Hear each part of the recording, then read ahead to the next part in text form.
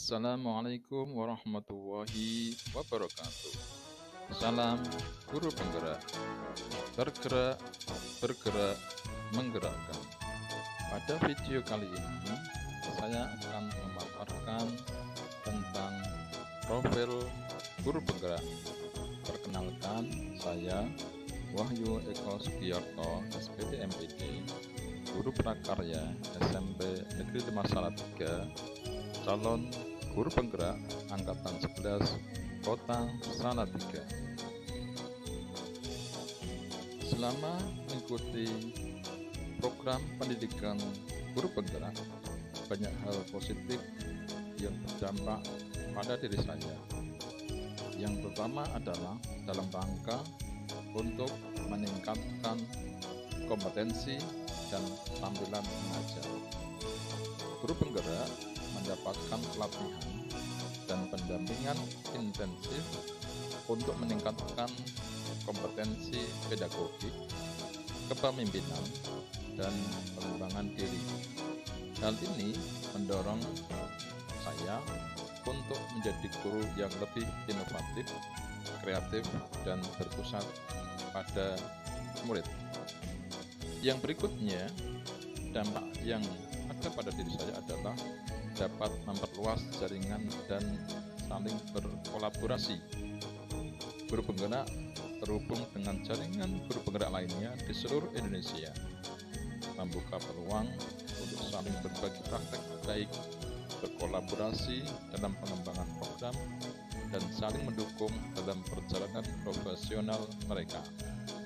Dampak yang berikutnya selama mengikuti program guru penggerak ini adalah untuk meningkatkan semangat dan motivasi mengajar. Guru penggerak memiliki visi dan misi yang jelas untuk mentransformasi pendidikan yang membawa semangat dan motivasi baru dalam menjalankan tugas mereka sebagai pendidik. Dampak yang berikutnya adalah selama mengikuti program guru penggerak, saya bisa menjadi agen perubahan di sekolah. Ini berarti bahwa guru penggerak dapat berperan sebagai pemimpin pembelajaran di sekolah, menginspirasi dan memotivasi guru lain untuk meningkatkan kualitas pembelajaran dan menciptakan lingkungan yang lebih kondusif. Selain berdampak pada diri saya, pendidikan program guru penggerak juga berdampak pada murid dan juga sekolah saya. Dampak bagi murid yaitu yang pertama, pembelajaran lebih berkualitas dan bermakna. Guru penggerak merancang pembelajaran yang fokus pada murid sesuai dengan kebutuhan, minat, dan gaya belajar mereka. Hal ini mendorong murid untuk lebih aktif, kreatif, dan kritis dalam proses belajar mengajar. Dampak bagi murid yang berikutnya adalah dapat mengembangkan profil pelajar Pancasila. Guru penggerak menanamkan nilai-nilai Pancasila dan karakter mulia dalam pembelajaran, membantu murid untuk berkembang menjadi individu yang beriman, berakhlak mulia, berkebinekaan, bernalar kritis, kreatif, mandiri, dan gotong royong. Dampak berikutnya adalah dapat meningkatkan keterlibatan dan motivasi belajar mereka. Murid yang belajar dengan guru penggerak umumnya lebih terlibat dan termotivasi dalam belajar karena mereka merasa dihargai, didengarkan, dan diberi kesempatan mengeksplorasi potensi mereka. Dampak yang terakhir bagi murid menurut saya adalah murid dapat memperoleh pengalaman belajar yang lebih beragam.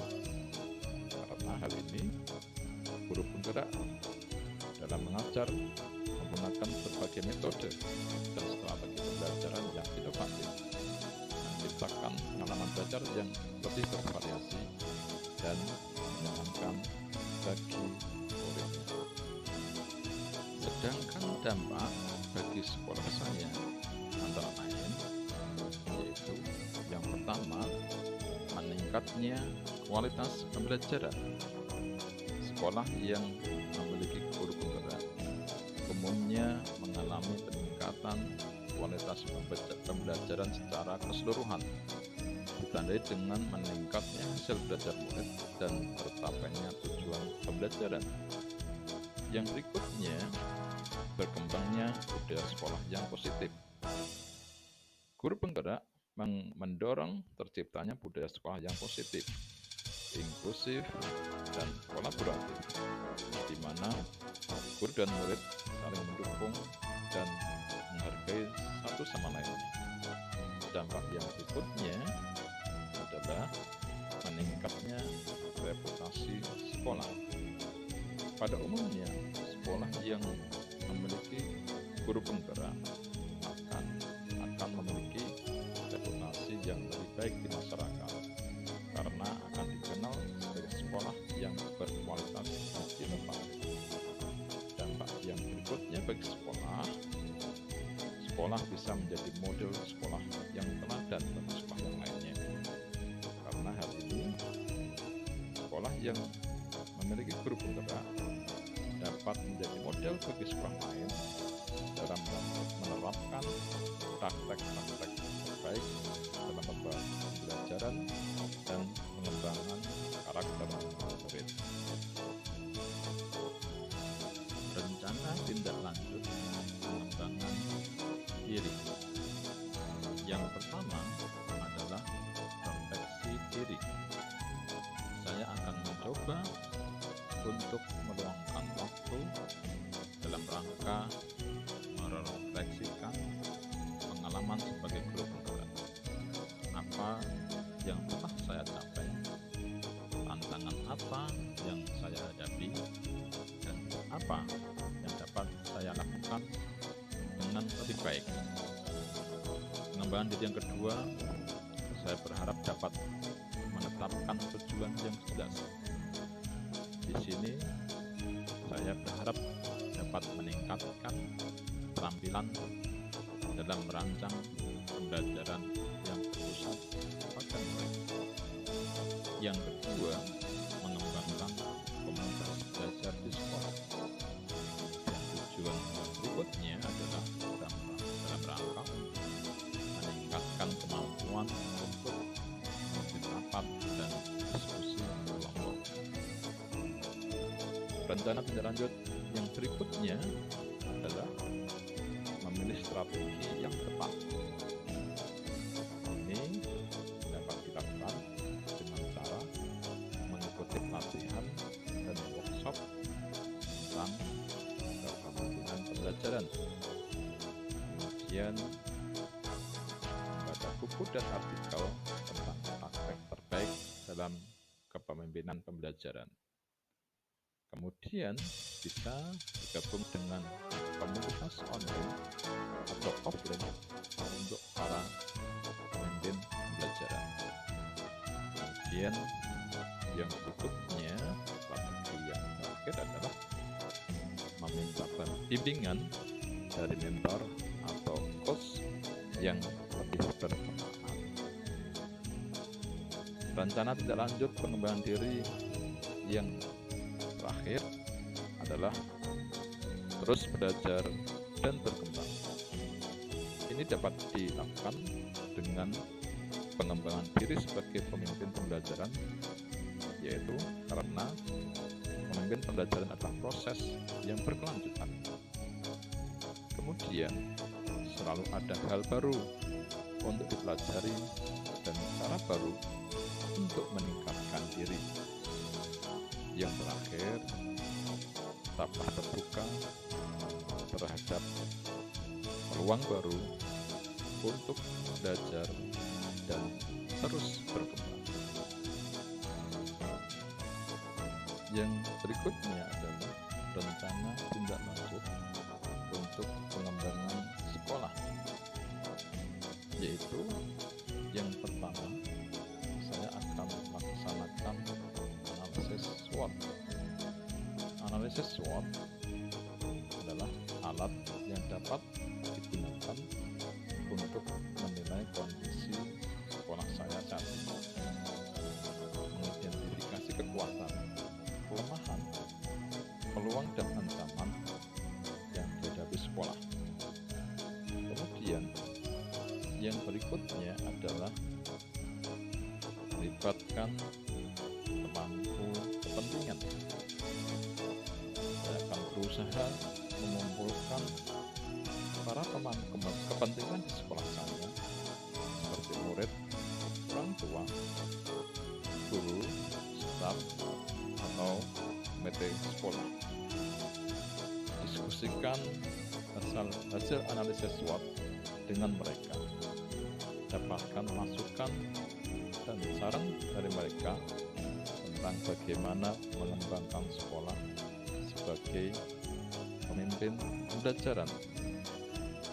Kemudian gunakan metode seperti diskusi kelompok, brainstorming, dan survei untuk mengumpulkan beberapa masukan. Yang berikutnya adalah susun rencana pengembangan sekolah. Hal ini dapat kita lakukan setelah kita tahu analisis SWOT yang tadi kita laksanakan. Rencana pengembangan sekolah harus mencakup tujuan yang jelas, strategi yang tepat, timeline yang realistis, dan indikator keberhasilan yang terukur. Kemudian rencana berlanjut yang berikutnya adalah mengalokasikan sumber daya. Ini sangat penting. Kenapa? Karena dengan mengalokasikan sumber daya yang dibutuhkan, ini dapat untuk melaksanakan rencana pengembangan sekolah yang lebih baik. Sumber daya termasuk diantaranya adalah dana, waktu, personel, dan sarana dan prasarana. Mencari sumber pendanaan tambahan dari berbagai pihak seperti pemerintah, swasta, mungkin juga bisa usahakan. Kemudian yang menjadi rencana tidak lanjut yang berikutnya adalah implementasikan rencana. Ini dapat dilakukan dengan mensosialisasikan rencana pengembangan sekolah pada seluruh pemangku kepentingan, melibatkan semua pihak dalam pelaksanaan rencana pengembangan sekolah, pantau dan evaluasi kemajuan pelaksanaan rencana pengembangan sekolah secara berkala, kemudian melakukan penyesuaian terhadap rencana jika diperlukan. Demikianlah rencana tindak lanjut untuk pengembangan sekolah saya. Nah, demikianlah Bapak Ibu guru hebat, profil guru penggerak dari saya. Wassalamualaikum warahmatullahi wabarakatuh. Salam guru penggerak.